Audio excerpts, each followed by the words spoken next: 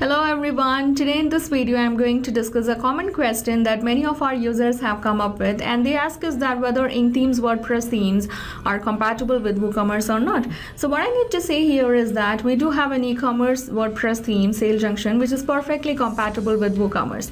But when it comes to other themes, not just in-themes WordPress theme, but all other themes out there, usually the theme layout breaks and the sidebar shifts to incorrect positions, and this happens because WooCommerce actually uses its default template to display the pages. Alright, so the WooCommerce template conflicts with your theme template, and that's why the theme layout breaks. So how you can fix this issue is what I'm going to discuss here today.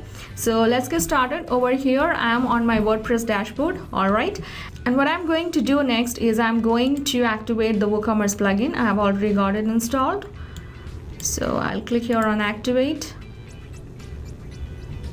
Alright, I'll install the WooCommerce pages, and here we go. Now let's visit our site. I'm using the Figaro theme, and over here when you'll visit the shop page, you will find the sidebar is coming up over here. Everything is messed up. I'll add a product and I'll show you. We'll go here to products. We'll add a product.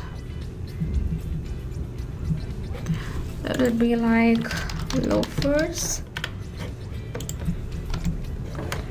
And I'm gonna publish this. When you will refresh, you will find even the product is not coming properly. You can see it is coming up like this.